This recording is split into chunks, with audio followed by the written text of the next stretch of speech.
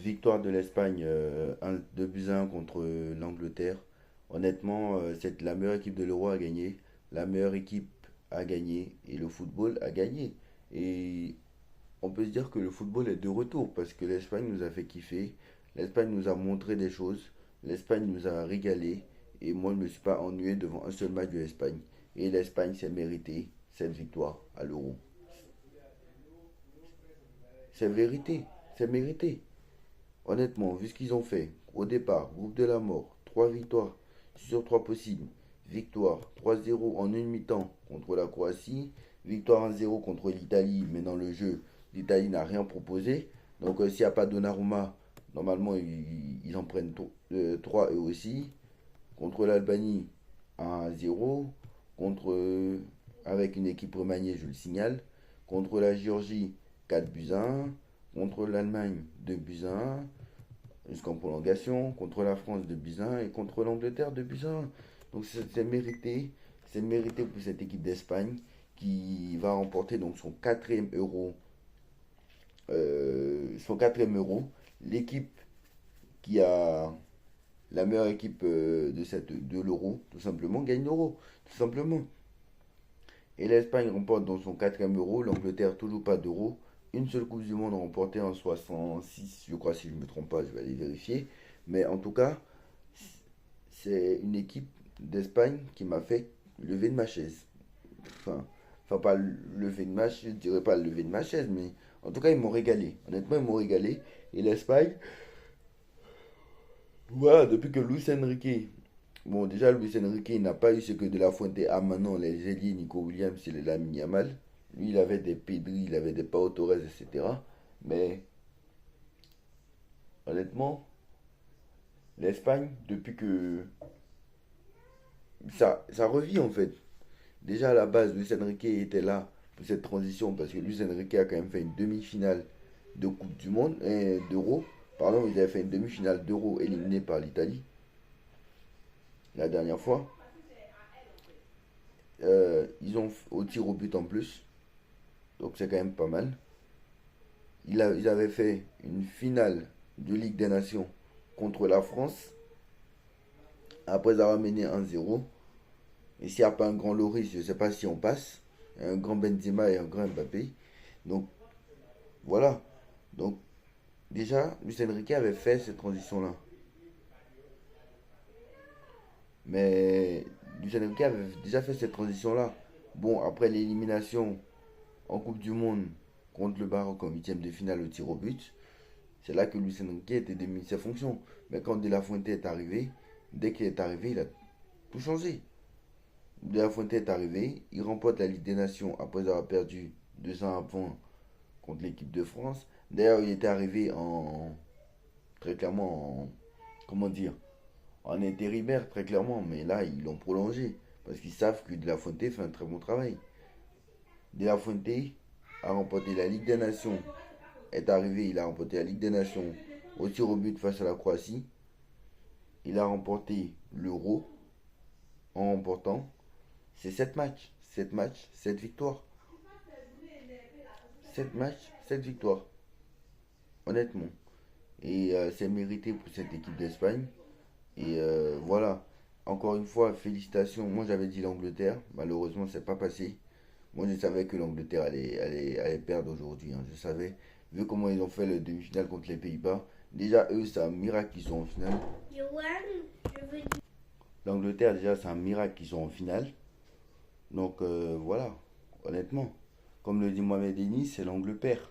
Parce qu'honnêtement, ce qu'a fait l'Angleterre, bon, je ne dis pas qu'ils ne méritent pas d'aller en finale, hein. C'est quand même mérité, mais voilà, un cheveu, quand même. 1-0 contre la Serbie, ils ont galéré. Contre la Slovénie, 0-0, c'était pas trop ça. Un partout contre le Danemark, c'était pas trop ça. S'il n'y a pas un grand Bellingham et un grand Harry Kane, je sais pas s'ils arrivent en finale, hein. Parce que Angleterre-Slovaquie, ils étaient menés jusqu'à la je sais pas quelle minute et c'est Bellingham qui les a sauvés. Contre la Suisse, ils sont passés au tir au but. Contre les Pays-Bas, ils sont passés mais à la dernière seconde. Honnêtement, voilà. Je pense que l'Angleterre, à chaque fois, est passée grâce à ses inégalités, mais c'est à ça que sert le foot. Est-ce que nous aussi, on n'a pas fait un bon tournoi, hein. Mais l'Angleterre, quand même, fait un meilleur tournoi parce que un poil un meilleur tournoi que nous parce que leurs individualités sont bons. Nous, eux, ils ont qui? Bellingham, Harry Kane et leurs individualités les font gagner. Nous, on a Mbappé. Mbappé n'a rien fait durant 7 euros. Un but sur penalty, il a marqué. Même les tirs au but, il n'a pas tiré. Donc voilà. Donc je pense que l'Espagne mérite totalement cette. Et félicitations à Willow, hein, parce que Willow, lui. Alors lui, il est fort, lui, hein. Willow, le youtubeur, alors lui, honnêtement, il faut lui donner une médaille, hein. Dommage qu'à chaque fois, il ne met pas un billet à chaque fois sur le vainqueur, parce que à la prochaine compétition, à la Coupe du Monde 2026, il faut qu'il fasse ça. Ou à la prochaine Ligue des Nations, il faut qu'il fasse ça. Parce qu'il est trop fort. Depuis 2000, depuis la Cannes 2022, il trouve toujours le vainqueur. Depuis l'Euro 2021. Depuis l'Euro 2021, il trouve toujours le vainqueur. Euro 2021, il avait dit l'Italie, l'Italie a gagné. La Cannes 2022, il avait dit le Sénégal allait gagner, ils ont gagné. En 2022, la Coupe du Monde, il avait dit l'Argentine allait gagner, ils ont gagné. En 2023, la Côte d'Ivoire, il avait dit la Côte d'Ivoire gagne, ils ont gagné. Et là, il avait dit l'Espagne gagne en finale, ils ont gagné. Donc 5 fois d'affilée, il a le bon prono. Donc je pense que maintenant, il doit mettre des billes là-dessus. Donc voilà, il doit mettre des billes là-dessus parce qu'il aurait été, franchement, il aurait eu beaucoup d'argent, hein, si il aurait eu, en tout cas. Donc à la reprise de l'entraînement, donc qui va reprendre bientôt, deux recrues viendront au Paris Saint-Germain, se présenteront pour cette reprise d'entraînement. Safonov et Gabriel Moscardo qui étaient recrutés déjà l'hiver dernier, mais ils ont tout fait pour faire l'été dernier parce qu'il était blessé. Donc voilà. En tout cas, il faut au moins deux milieux de terrain, au moins deux défenseurs centraux parce que Kipembe, on ne sait pas quand il va revenir. Lucas Hernandez, lui, va revenir au moins en février. Donc deux défenseurs centraux, deux milieux de terrain. On ne sait même pas en gardien qui est numéro un, qui est numéro 2, même si Donnarumma, je pense qu'il sera numéro un.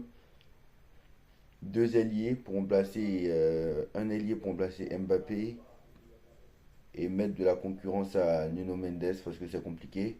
Donc un latéral gauche. Normalement Nordi Mukele joue latéral droit mais apparemment Luis Enrique n'en veut pas. Donc un latéral gauche, un latéral droit en cas de départ de Mukele, deux défenseurs centraux parce que Kipembe et Hernandez sont blessés. Donc ça fait 4. Deux milieux de terrain parce qu'apparemment ils veulent vendre Ugarte, j'ai pas compris. Donc deux milieux de terrain, un impact physique et un numéro 6. Bon, numéro 6 on a déjà Vitinha, mais deux milieux de terrain d'impact physique parce que franchement ça manque cruellement.